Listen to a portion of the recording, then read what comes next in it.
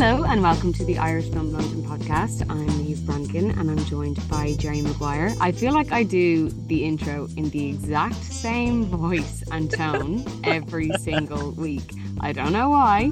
It just happens. That's cool. That's consistency. I mean, I don't know how to switch it up. Hello there. No, absolutely not. Okay. How are you, Jerry? How are you getting on this week? Yeah, I'm grand. Thanks, Niamh. Yeah.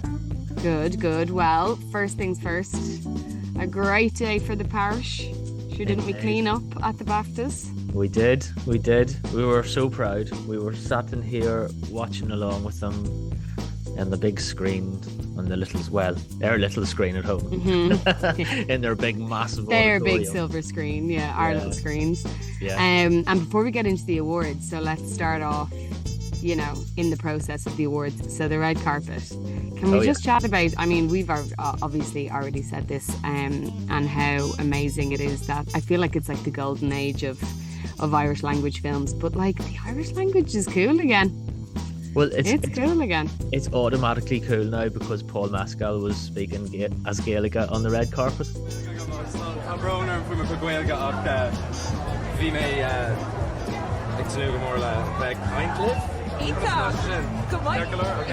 He did so well. I was kind of sweating watching it because I was just like, come on, just do it for all of us. Just keep going. You're doing great.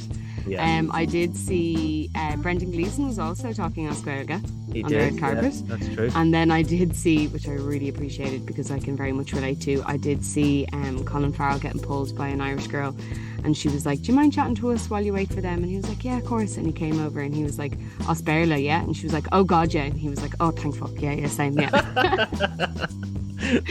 So we still had the balance. But no, it was just amazing between Barry and, Kerry and just all the wins. It was just amazing. So let's go through the wins. So which one was first?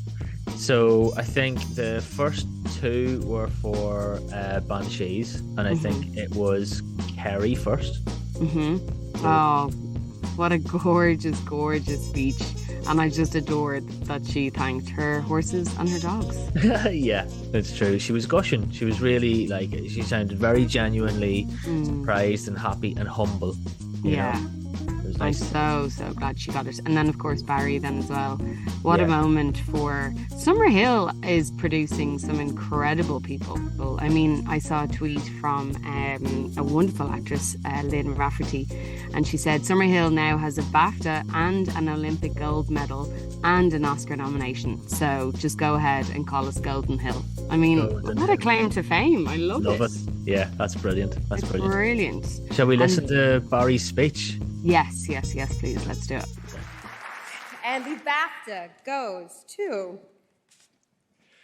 Barry Keoghan! Where did I put that? Should have planned this really, but anyways. All right, I got a list here I got to thank. Martin, thank you. I'm going to fly through this because I'm quite nervous. Martin, Colin, Brendan, Kerry, the cast, the crew, the producers, Fox Searchlight, Ireland, Brando. This for my son as well, Brando, for my mother, and also for the kids that are dreaming to be something from the area that I came from. This is for you. So. Isn't that lovely, that speech? That's just... Yeah. Oh, it was so gorgeous. So happy for him. And I love that he said after as well that he was going home to order room service with his little boy. Yeah. I picked that up as well. Yeah, it was lovely. So next then we had a win for Aftersun, which we're gonna take this one as well because Paul Mescal was in Aftersun. Yeah, but you know what? Charlotte Wells is such a lovely filmmaker, and she's such an accomplished filmmaker, having just only done her debut feature. It's really, really cool to see that film pick up an award at the BAFTAs and to be recognised. And I think, I said this during the week as well, it's kind of a big deal that Mubi gets a win like that they're now a BAFTA winning outfit. Yeah, agreed. That's quite cool as well, I think. But yes, we'll vicariously claim it via Paul. Yeah, We're good at that, I think. And then the next win was for the VFX lead on Avatar, which was Richard Bainham. That a lot of people haven't been chatting about, and I just think like he's just done amazing stuff. Yeah, be working on stuff on a scale like Avatar, you know what I mean? It's just brilliant. It's a funny one because I think like people see a win for Avatar, and I think everyone understands that the VFX team for something like that is hundreds of people, and you know it's probably not so much down to one person, but Richard's a part of that team and a big part of that team, and yeah, it's really, really cool to see Definitely. They got that win as well. And just before we move on to probably one of my favourite wins of the night, when Banshees won, I really appreciated Martin McDonagh saying, I'm sure a lot of the cast and crew are wondering how we ended up in the Outstanding British Film Award category. Oh, yeah. But I think it is also really important to note that so many of the amazing TV and film, Irish TV and film, are supported and funded by English, you know, funders, you know, the Channel 4.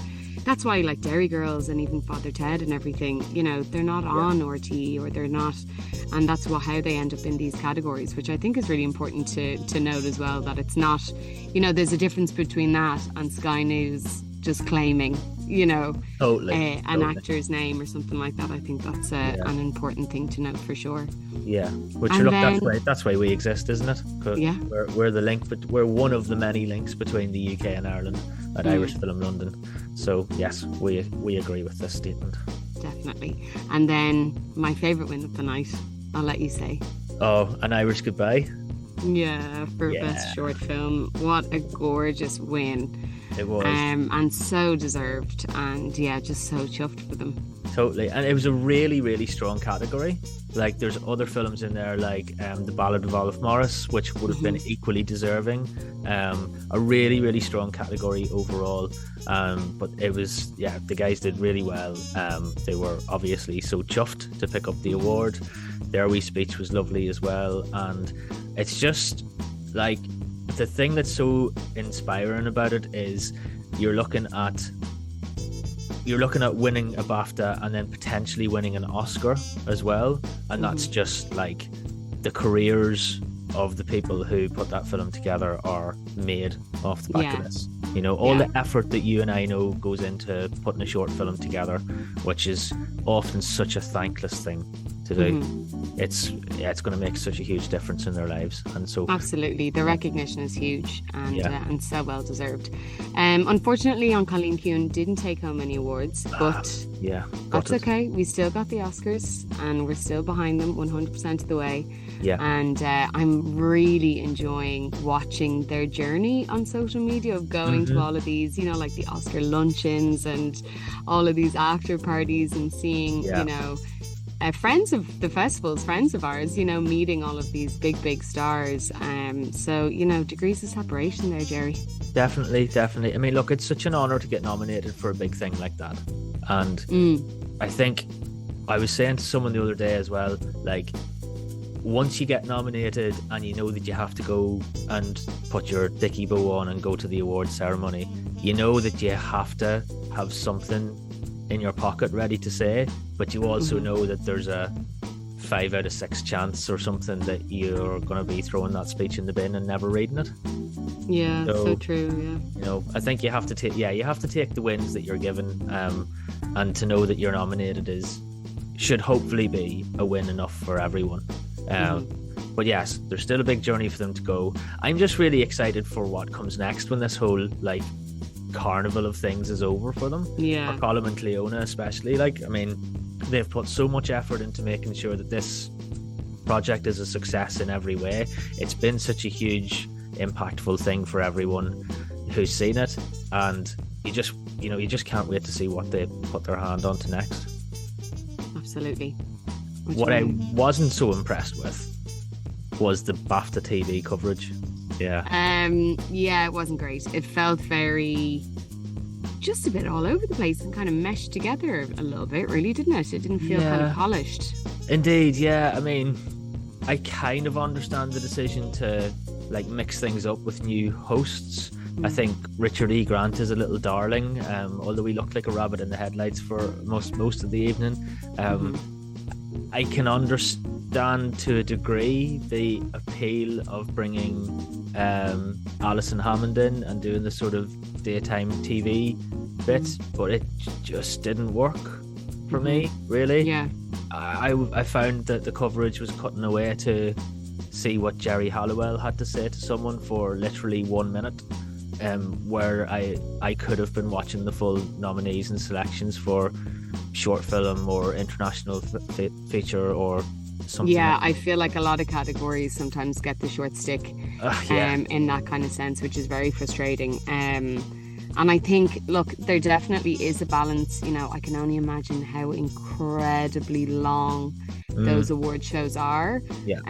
So I do get that there's probably a balance to strike between what they broadcast and what actually happens, but it just felt like BAFTA didn't get that balance right, for sure. Yeah, right. So please try harder next year, lads. Yes, if you're listening, which you're most definitely not, please try harder next time. But up next is the Oscars.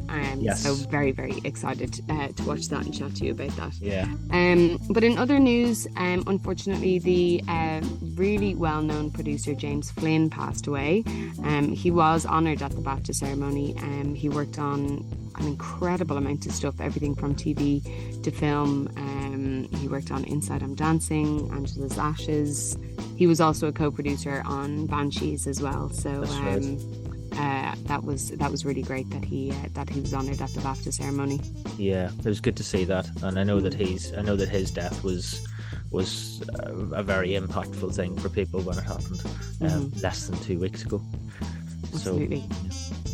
And then in the Screen Ireland news, we have their new list of rising stars, and one of which is Rhiannoch, who's a shorts. Well, she's a filmmaker, but we've had a few of her shorts in the festival, so always really, really nice to see artists that we've had featured in some of our festivals. And then there's also actor Aina Hardwick, who's going to be in Lakelands, which will be in a film that we will reveal shortly. Yes. When that's going to be involved in Irish Film London. And then in other Screen Ireland news, there was a film announced. A new film. Just today, I think. Yeah. So we're recording this the day before we publish it for you guys. And yes, Screen Ireland and Tailored Films revealed the first look at Chris Andrews' debut feature film, Bring Them Down, which stars Barry Keoghan and Christopher Abbott, and looks really good. I mean, that's an amazing cast. We've also had some of the Tailored Films guys on here, and we've had some of their material in our festivals over the last couple of years, and it's great to see them doing great work like this. Very excited to see what that turns out as. It's so nice to see people progressing in their careers and just making more and more projects. It's so encouraging. Totally. And then I guess in Irish Film London news. Yes, so St. Patrick's Day Film Festival submissions are now closed. Thank you, by the way, to everyone who sent their entries in. A really, really good showing of amazing talent and Irish films in that. So yes, the St. Patrick's Day Film Festival will be back in cinemas across London on Friday the 17th, Saturday the 18th and Sunday the 19th of March. So we're excited to be opening that series of events with Lakelands, the new film which features Aina Hardwick and Danielle Galligan. That's going to play at Riverside Studios in Hammersmith on Friday the 17th of March. We're then across at the Killen in Kilburn for a film called Clouded Reveries, or Aisling Trí Néla, which I'm very excited to finally be able to bring to London audiences. That's a gorgeous documentary about the poet Doreen Ní Ghréfa. It's by Ciara Ní Cormac, and it's a bilingual film which is exploring Doreen's work and her processes, and it's really, really good, and you should all come to that. Saturday we are in the Garden Cinema in Covent Garden for a lovely series of short films which we're calling Safe Havens. That's selected from open submissions and Film Freeway. There are 8 films in that, and you should come down to the Garden Cinema at 2 p.m. on Saturday the 18th and check those out with us. The Garden Cinema always sells out for us, by the way, guys. So make sure that you can get yourselves down there and get tickets while you can. It also has a fabulous bar. Oh my God, it has the best Art Deco bar. Yeah, Yes. that is absolutely worth mentioning. Yeah. Then we're staying in the West End on Saturday evening at 6 p.m. We are going to be at Picture House Central for a screening of the new film God's Creatures, which features Paul Mescal and Emily Watson alongside Aisling Franciosi and Tony O'Rourke. I have it on good authority that cast members will be there, but I'm not going to tell you which ones. You have to go to the Picture House Central website, get yourself a ticket and come down and meet us there at 6 p.m. Saturday the 18th. Then on Sunday the 19th, we're up at the London Irish Centre, so we're all over the place that weekend. At 3 p.m. we're doing a screening of Anne Colleen Kuhn, The Quiet Girl. We always get loads of requests to do that, and we've had so many that we just had to do another screening of it, basically. Yeah. That one's been on sale for a week or so. There's already about 100 tickets sold for that, so honestly, make sure you get your ticket in good and early for that. Because it is a hard one to catch over in London. You know, Yes. I think it's kind of has a little residency here in Dublin, but it's definitely a hard one to catch over there. So That's if you true. can make it down, definitely get down to see it, because it's I think it's just a film every Irish person needs to see. So Yes. definitely go to that. Absolutely. So all of those are going to be on sale by the time we release this podcast. So head on over to irishfilmlondon.com, check out the events listings. The short films are going to be available online as well. So they will be available from St. Patrick's weekend until the end of March. Grab a ticket, pre-book, please, where you can. It really helps us to gauge the interest. And yeah, if you can get a ticket and you come down, say hello to either me or Madeline or Niamh if she's around. We love to see people who listen, and we love to get feedback, and yeah, we'd love to see you there. Definitely come down and support us. And another way that you can support us, if you can't make it, we are a non-for-profit, so you can support us by just simply sharing this podcast, just telling your family, friends, your colleagues, whoever has an interest in film, or maybe even the connection between London, between England and Ireland and the arts. Definitely recommend us, and that even in itself is a huge support. It is. And on top of that, you can share it on your social media, and then on top of that again, if you just love us even more, you can definitely have a look at becoming a member, and then you can get loads of perks for the St. Patrick's Day festival. So perfect timing. Indeed. So for this week's podcast, we caught up with the director and young star of Joyride. It was a film that hit cinemas and festivals in the summer of 2022 and got gorgeous reviews. So we're delighted to finally nail down the director Emer Reynolds and Oscar-winning Olivia Colman's co-star Charlie Reid. And hopefully we'll be seeing some nominations for Joyride at this year's IFTA Awards. So I hope you guys enjoy, and I will chat to you very soon, Jerry. Nice one, Niamh. Speak to you soon. If you're part of the regular Irish Film London audience or want to get more from your experience, consider joining our growing family of members for a range of exciting benefits. Irish Film London is a non-for-profit organisation. Our mission is to promote the best new Irish film to audiences all over the UK, and with the help of this podcast, the world. If you become a festival friend or a festival champion, you get perks like discounted tickets for films and events, free access to Irish Film from Home films, and invites to networking events, and so much more. So check it out now. Hello there, and welcome to the Irish Film London podcast. I'm joined by director Emer Reynolds and star Charlie Reid of the wonderful film Joyride. So thanks so much, guys, for coming on to chat to me today. Hi, Niamh. Thanks so much for having us.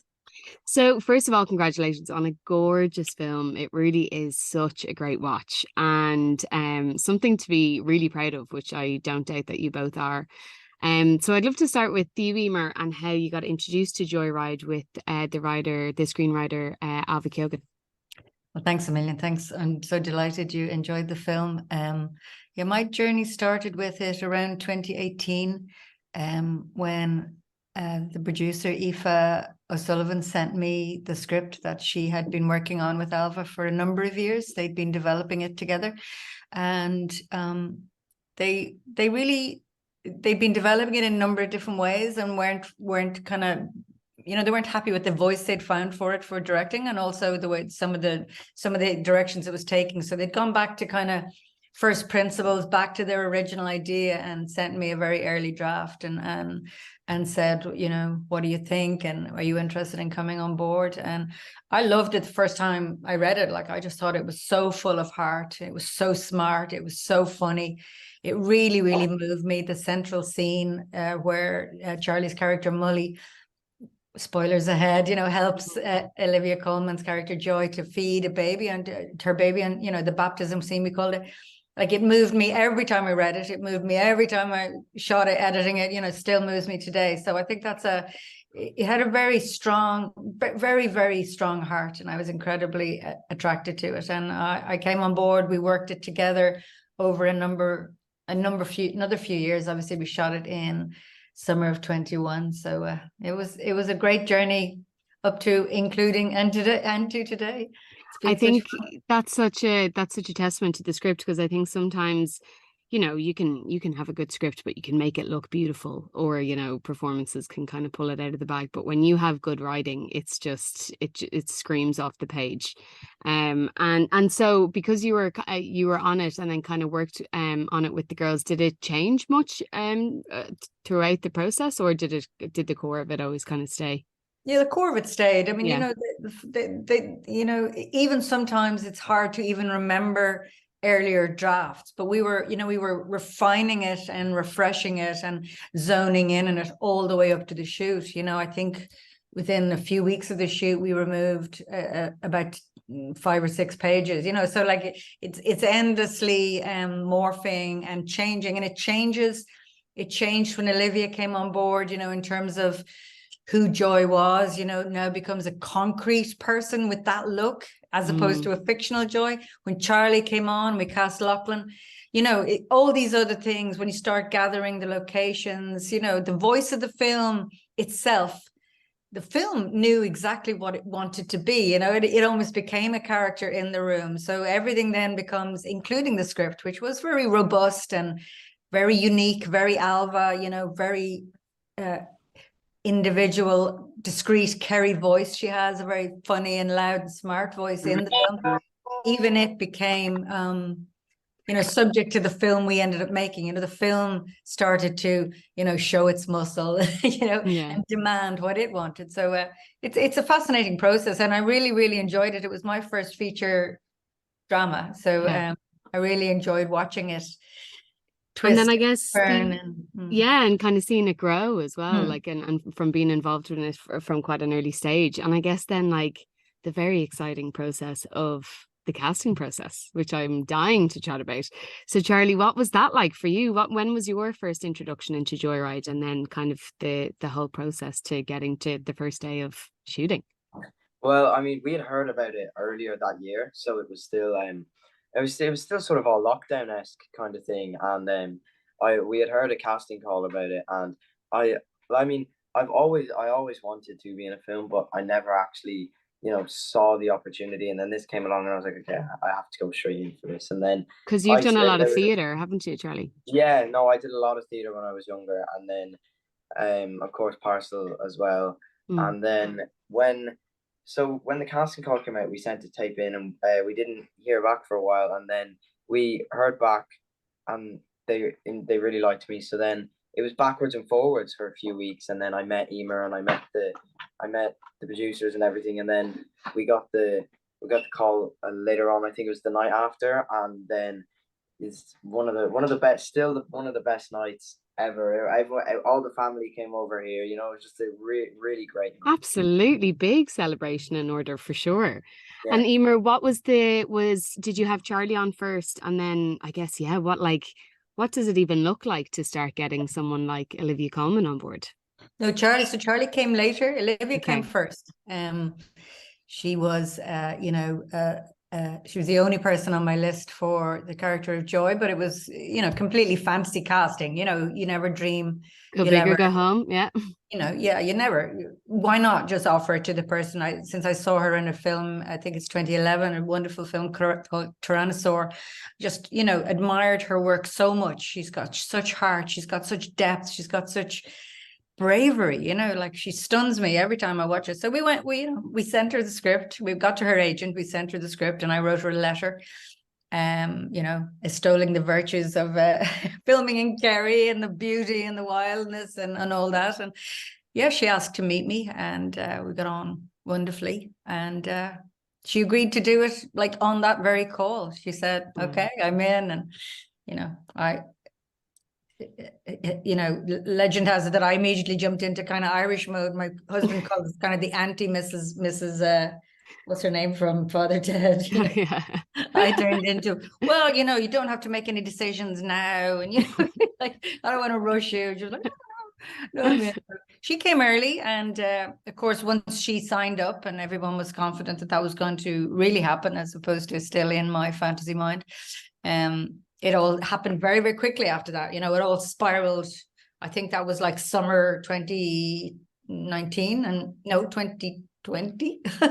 How many years have we got? I know. It's all the pandemic it's all has made about. all the years gone strange, hasn't it? The following summer we were shooting anyway. So it was a reasonably tight period. And then, as Charlie said, we put out a giant casting call for, because once we had Olivia, you know, we were free to, you know, to cast whomever we wanted. You know, we weren't being asked to look at, you know, precocious young boys who had done lots of TV, or, you know, we were free to throw the net, and we did as wide as we could. And we were on radio and everything for a couple of weeks saying, anyone, if you're in a rugby club, you don't even have to do acting. You don't have to be even in an acting club. Just write in, send us the tape. Let's see. So we started with a huge amount, possibly around 1,500, although I don't know the exact figure, but I know it was well over the 1,000. And Elaine Granger, our wonderful casting agent, and her team had to, you know, really comb through a huge amount. And it got down, it was endlessly whittling. Charlie was one of the front runners from the very beginning. You know,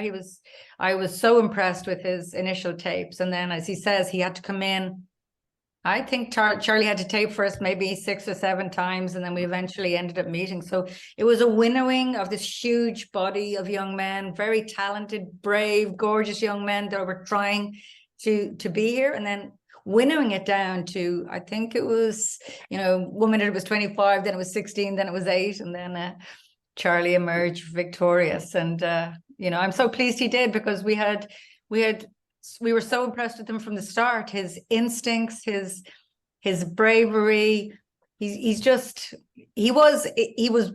Mully from the start. You know, he was every audition we saw him in. He was just, even in his physicality, you know, the way he auditioned in a kind of a longer shot so we could see he's so skinny, and he had this kind of gorgeous way about his body, about you know, being this little brave little scrappy boy racer character. You know, he just embodied him. So it was a pretty competitive process, but Charlie was and I was a little worried for him, because he had never done he'd never done film before. He'd done a small amount of TV and a lot of theater as a young child, and film can be intimidating, but gosh, Yeah, the minute he was on the floor, he was just it was like his natural medium. He'd never not been there. It was wonderful, incredible to behold. I mean, awe-inspiring.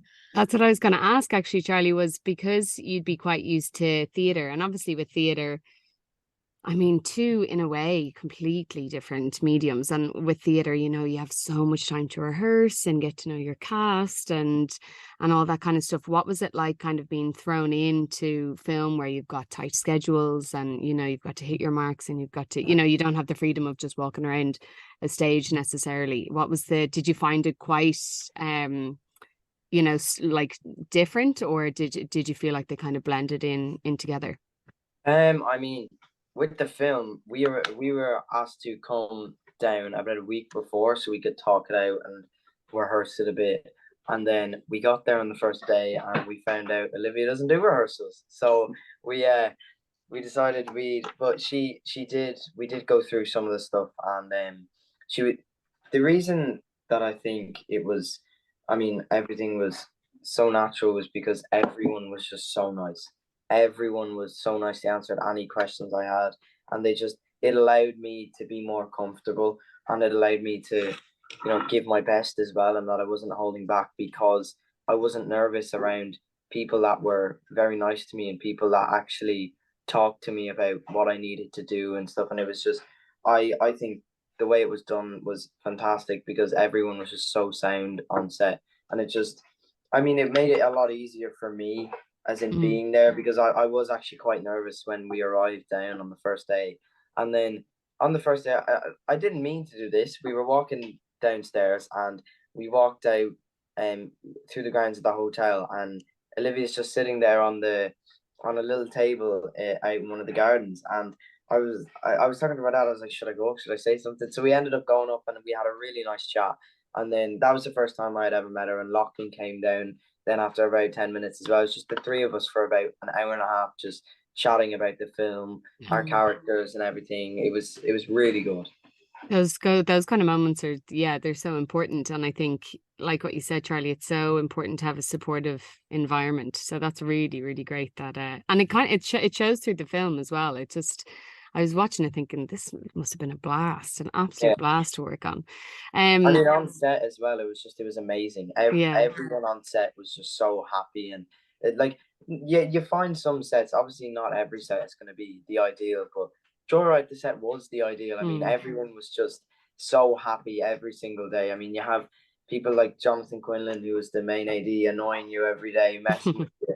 But I mean, I built so many memories as well that I'll carry with me for the rest of my career. And I think as well, especially after, because obviously you shot the summer, like after lockdown. So I'd say everyone was just so excited to be back and working and together again and everything. Yeah. But Charlie, you when we first meet Molly, you grace us with a song, which I know you have an incredible voice. Did you have to sing in your casting process? And also, like, let's be honest, do you whip out that song now at Sing Songs every time? Is that one you've got in the back pocket now that you can just take out? Well, I mean, I was asked to come with a song that gave a bit of life in the tape. So I chose the only one I knew, which was Never Gonna Give You Up by Rick Astley. And I went for it. And then, but yeah, so anytime I'd be at a party with my friends, and one time at one of the parties, someone started playing the song, and I was like, no, don't do this, no. And then it didn't end up happening in the end. But I mean, next time if someone has a karaoke machine and hands me the microphone, I mean, stopping me. Amazing. And then also another one of you're a man of many talents, Charlie. So singing, acting, and we need to talk about the driving. So obviously the main plot is that you hop into a taxi and steal a taxi to get away from your dad who stole some money, and to your surprise, Miss Olivia Colman and a baby are in the back seat as you drive off. So did you know how to drive before the film? What was that like?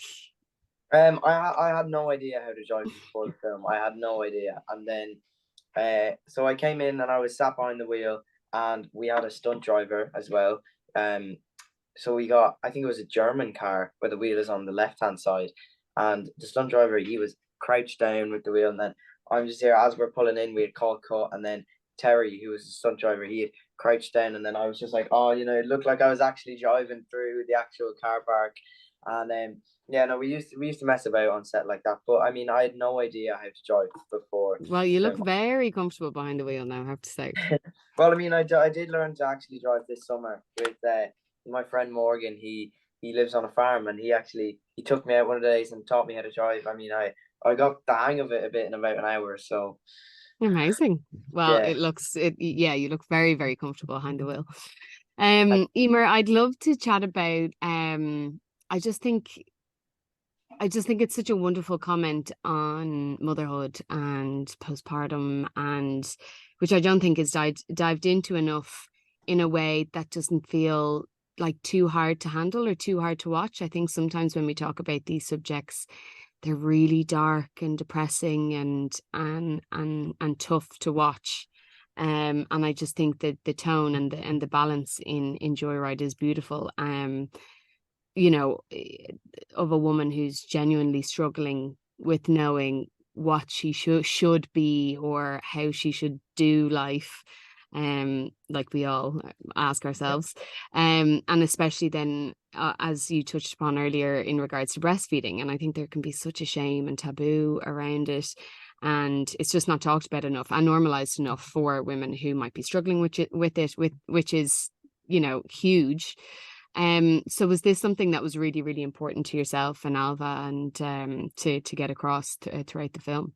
Yes, to, you know, to myself, Ailbhe, to Aoife, to Olivia, you know, to all the women involved in the film, and not wanting to embarrass Charlie, but Charlie and his parents, you know, everybody was on board with the drive of the film, which was to present motherhood, you know, in all its glory, and it's in all its grislier details, and in its joys and its sorrows, and, you know, not to be coy about it, not to be kind of, you know, I often think mothers are presented in film as some sort of, you know, they're sitting in a field of sunflowers and it's all soft focus. You know, this was going straight into a messier, as Ailbhe called it, grislier experience. You know, I don't know, you know, how much of what Joy is going through is postpartum depression, or if it's, you know, it's a learned behavior she has learned from, sorry for your audience spoilers again, but that moment that we reveal in the sea when, you know, she sees that her mother is prepared to abandon her, you know, and the scars that has cost her in her life, that she has internalized on a very profound level, that she's not good enough and she should never be a mother. She says it in the film on the back of the truck, which is a really funny scene because it's visually really funny. They're on the back of a tractor trailer with lashing a rain under a canopy, you know, under a kind of a blue tarp, and there's a giant paper mache baby's head that comes into play in the film later on. And in that scene, which is a funny visual scene, she throws away this heartbreaking line about you know, oh, my mother always said it was better for everyone, that I never wanted children, you know. So and that's in a great tribute to Ailbhe's writing. There is stuff that's littered in the film, but it's delivered, it's written with such lightness and throwaway nature, and it's delivered by Olivia and Charlie in that way as well. There's nobody's asking for sympathy, nobody's self-pitying. They're all, both Charlie and Joy and Molly have been brutalized by their experiences. They're getting on with it. But the journey is their journey towards needing each other, towards revealing each other, towards allowing each other to heal each other, or to be vulnerable and to reveal themselves. So to go back to your question, it was very important to us all that motherhood be presented through the eyes of this incredibly mad woman. Like she's not a people pleaser. She's snarky, she's filthy, she's ferocious, you know, she's spirited, she's really messy and complex, and it wasn't a straight line of I don't want a baby, but she has this ludicrous plan from the start. I'll give up this baby and I'll go back to my life and everything. And my friend who's taking the baby wants a baby. I don't. Everything will be grand. Even Mully in his first scene of her is kind of going, what are you on? What sort of theory is that? You know, like it's ludicrous from the start, but she's defiant and she's bold and she's on a mission. And, you know, like all good road movies are all good, you know, buddy road movies, we kind of know that she's going to go on this journey to realize via this young soul. And I think there's great perverse pleasure to be had when, you know, when what you think is going to happen does happen, you know, that we learn. And of course the joy is in the complexity of that, or that it's a little surprising, or, you know, so very important to us to show motherhood, you know, in all its messy magnificence.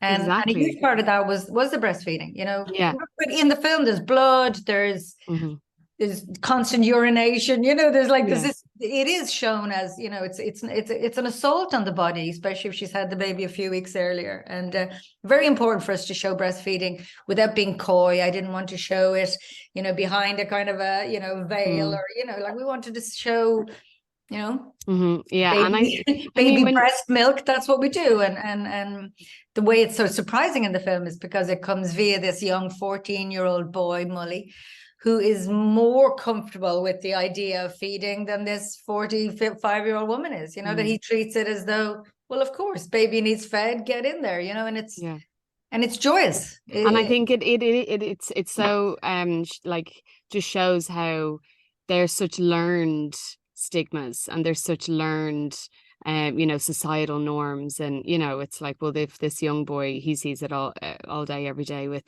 you know, at home, sister, yeah, and his it's greyhounds. just, and it's yeah, and it's just so, it's just natural, you And know, even when it's he's life. helping her, Yeah. he's not spending a load of time trying to persuade her that she should do it. He's just, no, sit up there, move Yeah. that there. You know, it's mechanical. Yeah, You know, yeah, this will work if you put the baby there, and you know, and yeah, it's really freeing. And all compliments to Charlie, the human who was playing Molly, the character, because Charlie made it his business to become really, really comfortable around babies, really, really comfortable around changing their nappies and how to soothe them. He became really good friends with the two babies who played Robin in the film and their mom.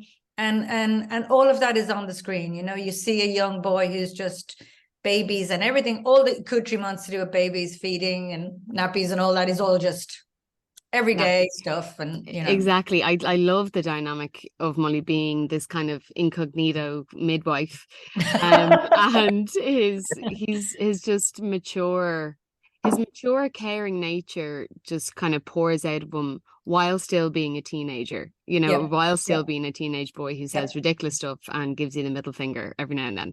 Yeah. You know, because that's really important. If he was just, you know, this Of kind course, of, he can't it be. would Yeah. feel very, very strange. So Charlie, what was the biggest thing? This is quite a big question now, but what was kind of the biggest thing you learned on this film? I guess as an actor, but then also as a person. And then if you want to talk about your prep, your baby prep as well, please do.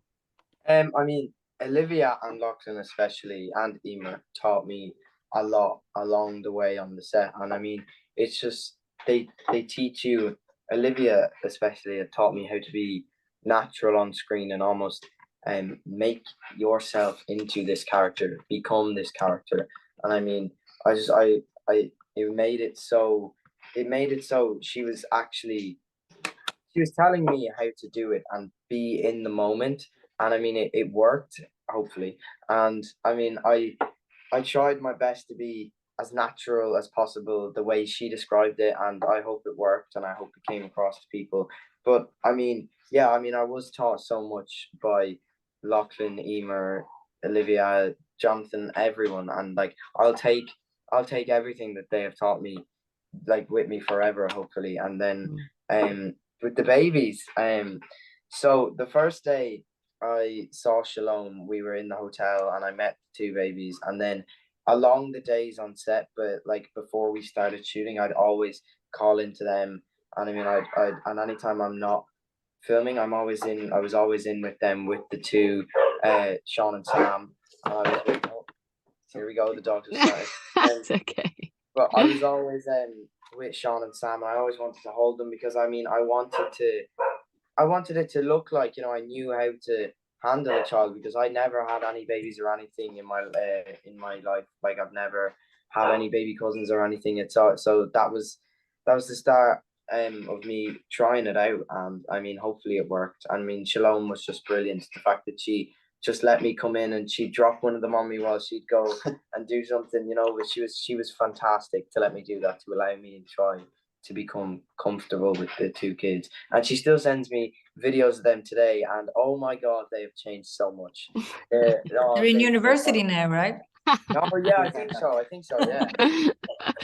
Well, Charlie, can I just say it does work, by the way. So can I just add, Niamh, like Charlie's being very modest, and that's what he is. He's a very humble and respectful young man, and that's wonderful. But he is incredibly natural on screen, and it was an incredibly supportive environment. You know, the crew and the cast were all really working we were a very tight group. And in my job, in some ways, is to create an environment where that can happen, you know, where the actors do feel free to be relaxed and playful and naturalistic and not be tortured by, you know, all the accoutrements of film. But actually he is an incredibly technical actor as well, you know, and it was his first role. And you know, the crew would constantly saying to me, James May, the cinematographer, constantly say to me, like, Charlie's he'd worked with hundreds of actors who weren't capable of learning the screen skills that Charlie was picking up day on day. If, you know, a cinematographer would step in and say to the actor, you know, can you move to the left a little or tilt your face 30 degrees, you know, to catch that light or whatever, you know, micro hints he was needing to give him. And Charlie had them nailed very next take, you know, like, so, you know, he's an incredibly skillful actor, on every level, technical with lines in every way, as well as having the bravery to be real, to be in the moment, which is an incredible, it's an incredible and privileged thing to be able to watch on the floor and hopefully in the film. It's really, really gorgeous. You did such a gorgeous job with Molly Charlie, and I love as well. I love how just inherently caring he is, and that he even has his hand around his dad when they're sleeping near the end of the film, you know, as if he's the adult, which in many ways he is. Loads of those little moments, although they might have felt like little bit like screamed off the, you know, really, really jumped off the screen. Emer, what about, I kind of, I guess, the same with Charlie. I know, like, every project that we work on, we try and learn something new and bring that onto our next one. And I guess this, especially being your first feature drama, was there any kind of big challenges or anything that you learned on this particular project that you'll definitely either not do again or bring with you onto your next? Sure. You know, every day it is and was an incredible learning curve. And I'm sure the next one will be too. You know, I don't think there's an end to what we need to learn if we're open and present, you know, and although we described this shoot as a very happy shoot, it was a very happy, unified shoot, and we all had a really nice time. It wasn't without its challenges. We shot all over Kerry at a very short shoot, 25 days. I think 20 of them were outdoors, and if anyone who knows Kerry knows, it's literally that 4 seasons in one day. There was monsoon, you know, 1 minute to be splitting the stones, literally 20 minutes later in the middle of the same scene, it's grey and lashing rain, and massive challenges for a film like this, which is set over a day and a half. You know, you're trying to that illusion of it all happening consecutively. We had low loaders, we had upwards of 13 vehicles. We were trying to shoot, you know, I can't remember how many locations. We wanted all the locations to have a different feel, you know, so that it wouldn't just feel like you were driving around one little hill or one little set of roads. So that we were up over mountains, we were down in valleys, we were by lakes, we were near the sea, we were on a ferry, you know. So you know, that location scout must have he was incredible. Carl King is his name. He was one of our first great moments of joy, because we had decided to shoot in Kerry, which was, you know, hard enough to achieve because of on our very modest budget, and most films on this sort of budget would stay close to Dublin because it's cheaper, but we really wanted to shoot in Kerry. Kerry was where it was set, and it's the DNA of the film is Kerry, you know, the madness, the wildness, the poetry. But we were like, how are we ever going to find anyone from Kerry who's, you know, location scout? But he had, he's an Englishman who had recently married a woman from Tralee, and he had worked on The Crown. And we were like, so this amazing location manager has just moved to Kerry. We were like, what? He'll never do it, but he signed on, and one of many good days of great fortune we had with but you know, it wasn't without its challenges. There was stunts in the sea, there were VFX, babies.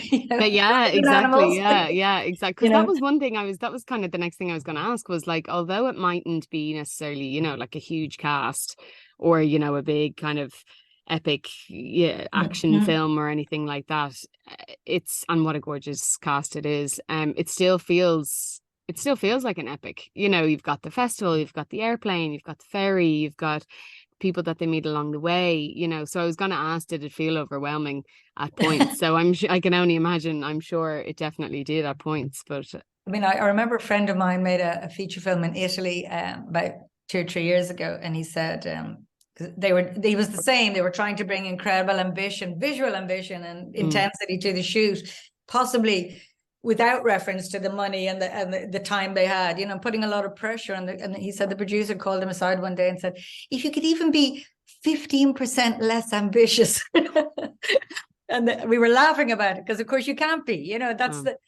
the innocence of it. You know, that Mhm. you know, when I think of asking Carl King to find us 50 locations spread over like, you know, 20 days all over the county, you know, I probably should have been dialing that back, but I didn't. We all went for it, and actually, you know, it's all on the screen. Exactly. I mean, when you get Olivia Colman, you feel like you can take on the world. You know what I mean? Yeah. You're not going to start, you know, tightening things up then, in fairness. And it really does. It's just it's so gorgeous to watch. And I wanted, you know, because obviously it's a road movie, although Alva Kilgan doesn't think it's a road movie, but you know, it's a road movie of sorts. It's certainly an odd couple kind of buddy movie that they find each other at the start. They don't want to be together, but they need each other and they move forward.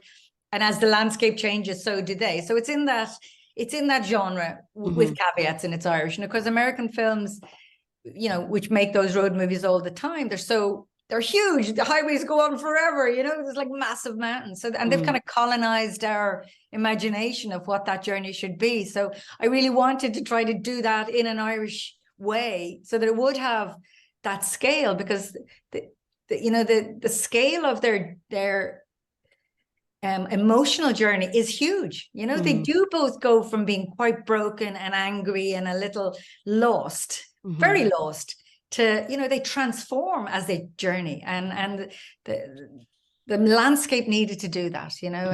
And the midpoint of the film, apart from the baptism scene, is that moment on the ferry when the ferry kind of has to stop mid estuary because there's some problem with some reason. So they're kind of locked on this little ferry, and I always thought they're out in the middle of this beautiful estuary, and they're trapped between the past and the future, and you know, like some sort of Greek tragedy, you know, that will they make it with Tommy Tiernan.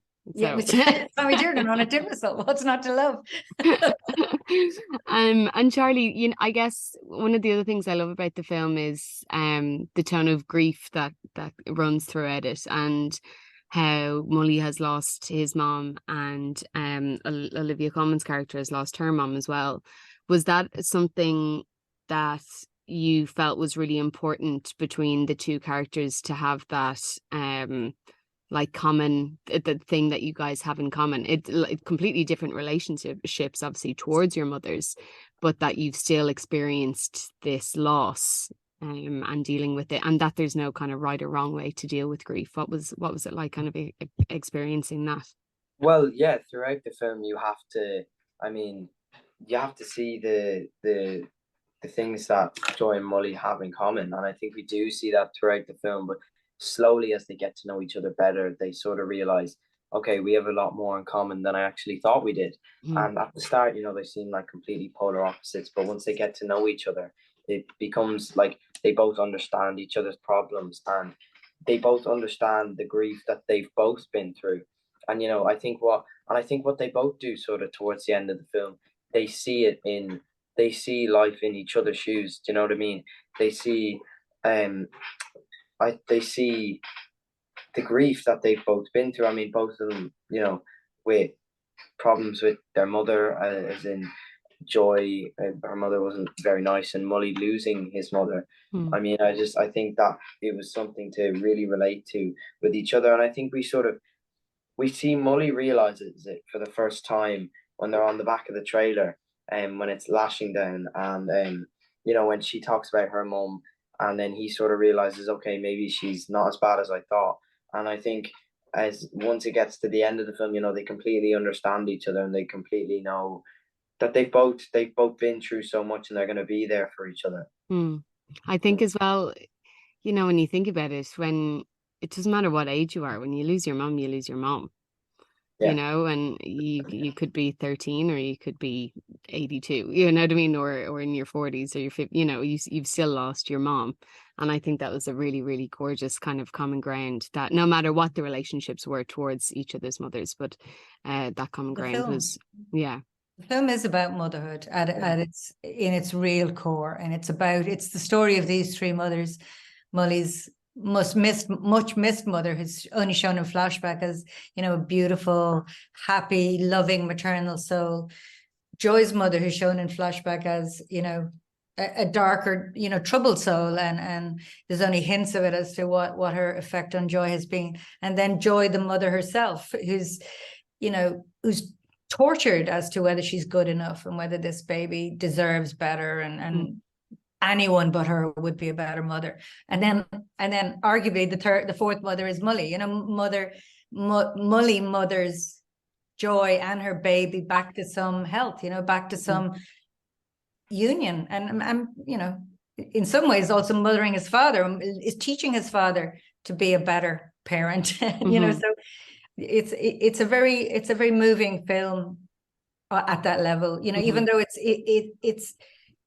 it's ostensibly about, you know, it's a kind of a hidden story in it, you know, it's feel good, it's warm hearted, it's joyful, it's funny, it's filthy, it's, you know, it's all these things, and yet it's asking really, really profound and open-ended questions about how we love and how we forgive and how we forgive ourselves and how we forgive our parents, and how do we learn to live again after we've lost someone we need, and how do we learn to trust again, you know. So all those questions are in there, beautifully written, I think, by Alva, because they're not in a saccharine or sentimental way, you know. They're in there in a very real, organic way. Absolutely. And Emer, I'd love to ask you about the choice of colouring in the film. It's got a lot of bold blues and greens and yellows, which isn't kind of naturally colours you would relate to on this kind of subject matter, which is exactly like what you were saying, you know, that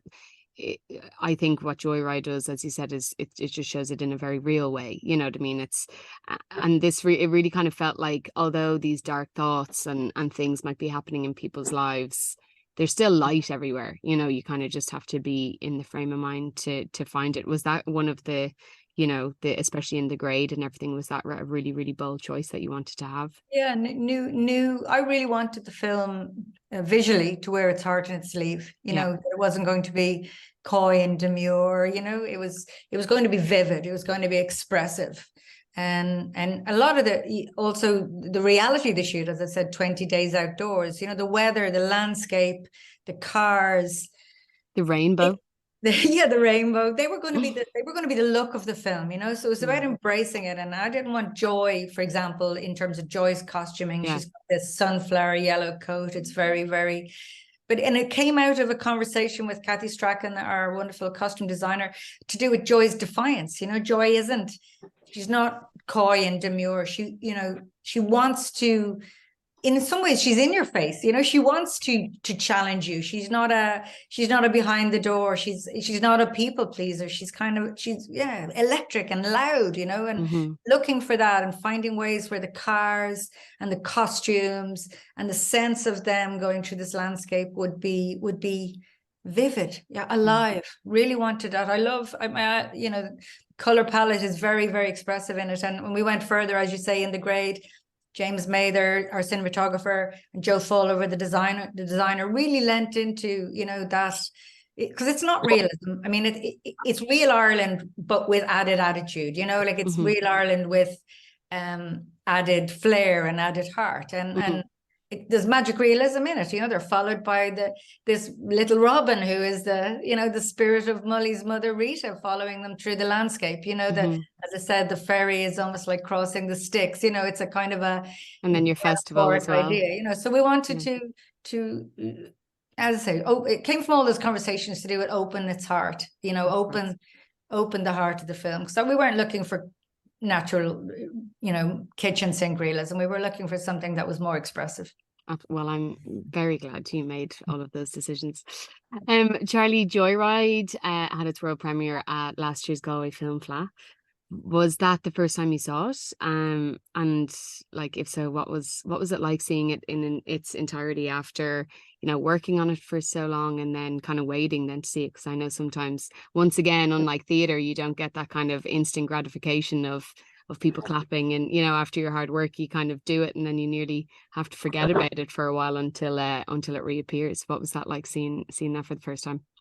Well, I mean, we had seen it. We were sent the film so we could watch it in our house with the family. It was the five of us. We sat down and we watched it, and it was really weird to see for the first time. I mean, you had like just looking and watching myself, I found it really weird. But the family, all of us enjoyed watching it. You know, we watched it together, and it was really nice. And then seeing it in the cinema itself, I went to the cinema in July with.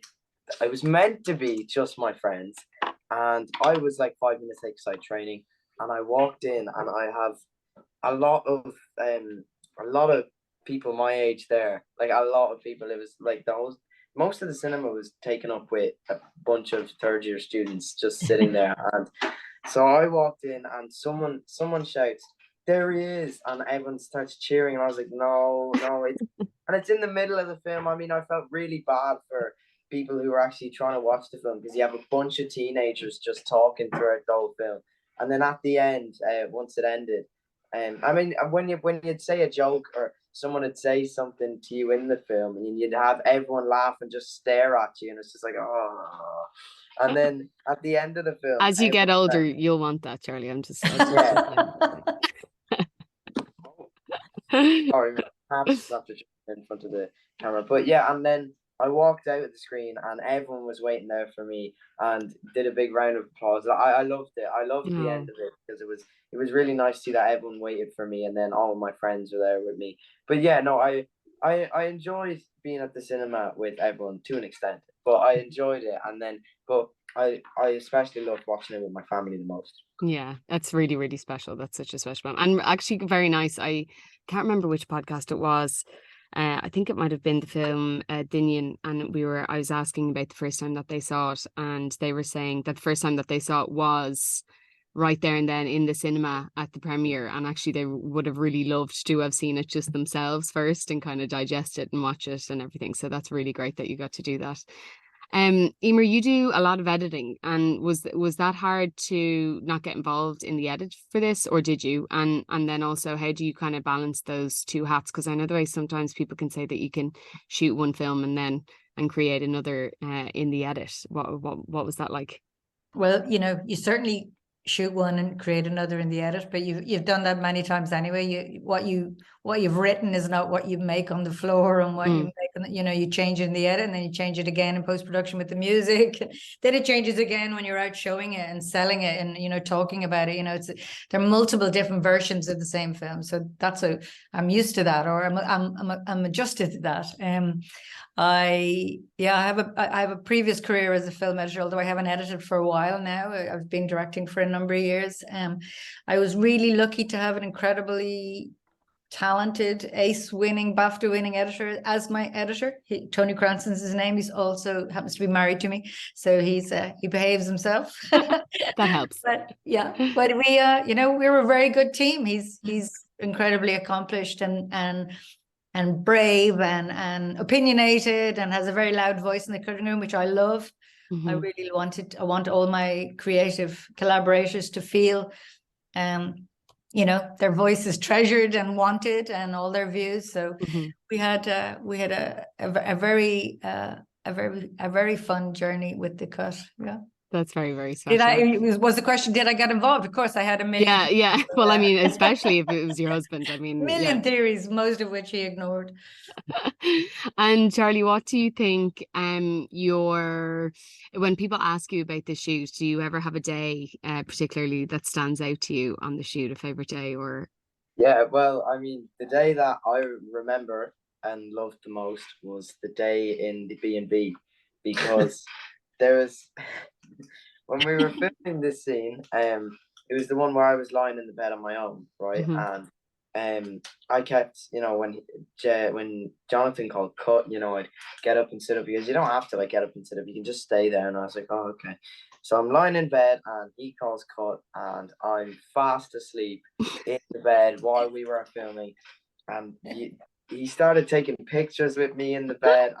He woke me up as they were set up for so I was asleep for a good 10 minutes while they're setting up for the next scene, and he just wakes me right before and goes, did you have a good beauty sleep, princess?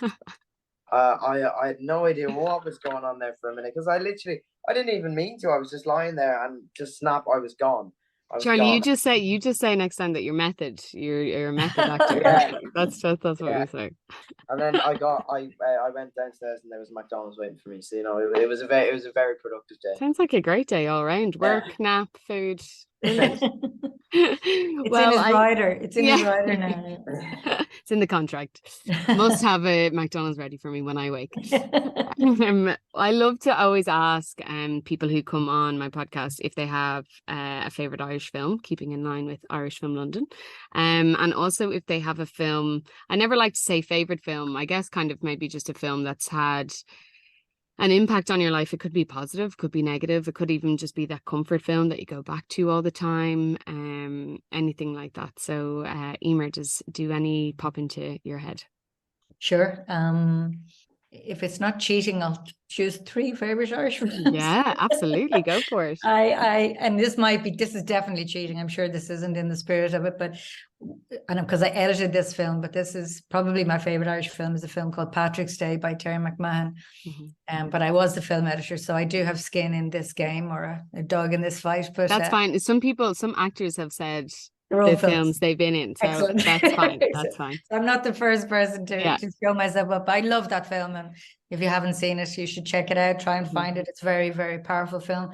I love Garage, Lenny Abrahamson's film Garage. I think it's beautiful, and I know it's the week that's in it, but On Colleen Kuhn, I think is a masterpiece and a work of art, and deserves all the acclaim it's getting and all the awards, and hope it goes all the way. So agreed.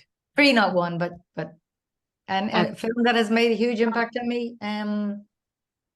Probably I would say 12 Angry Men, which I saw when I was in school. We had a film club in school, and they showed it one Friday evening. It was the film that was projected, and it was the reason I wanted to work in film. I just came home and talked with my dad for hours about the power of film and the power of persuasion and dialogue, and what the film was doing, and how subtly it had journeyed from prejudice to the end of the film, and how beautifully it looked. And I was really lit up by it. I remember I was only about 15. I was awake all night thinking about it. So that had a big, it really persuaded me that film can not, if not change the world, can definitely be part of the conversation, can really have muscles. So well, I'm very glad you watched 12 Angry Men. And Charlie, what about you? Well, my favorite Irish film would definitely be Song of the Sea, the animated one, because I watched it when I was quite young with my family. We were on holidays actually. We just sat down one night and we just watched it, and we still watch it to this day as a family, because I love that film. I love the power that film has, especially over an animated film, because nowadays you see a lot more powerful animated films, but like back a few years ago you wouldn't really see that as much, and I thought it was fantastic. I loved it. And then the film that's I think I'm gonna go with it's another animated film, Big Hero 6, the Disney film. I love Big Hero 6. I don't even know that one. That's a great one. Oh, you have to watch it. It's just brilliant. It teaches you so many lessons, and but it's such a fantastic film. And I'm gonna sneak in any Leonardo DiCaprio film, because I love that man. I love all of that man's work. And when I seen The Wolf of Wall Street for the first time, it opened my eyes that an actor can really just change completely. He's portraying a real life person in that film, and he just smashes it. He does so well. And I'm gonna throw in Barry Keoghan as well. I love Barry Keoghan. I love Barry Keoghan. Gotta put it. And what a week as well that we well deserved nomination. Paul Mescal. Getting nominated for Best Actor. Well, someday, Charlie, someone's going to be saying that about you. So, and they're great choices. Let's hope. That's one thing as well that I do love asking those questions, is because I know sometimes I'm like, oh yeah, I must watch that, and make a little list and everything. So yeah, Emer, that's your homework now, is Big Hero 6. Okay, I can't believe I've not even heard of it, so I'm shameful.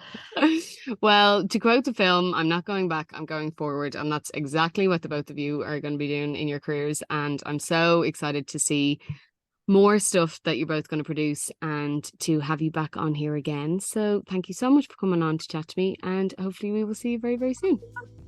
Thank you. Thanks so much. Thanks, Niamh. Bye, Charlie. Bye, Emer. And that's it for this week's interview. Thank you all so much for listening. We hope you really enjoyed it. Thank you to Culture Ireland and the Irish Emigrant Support Programme. Myself and Jerry will be back in a fortnight with a brand new interview. See you then.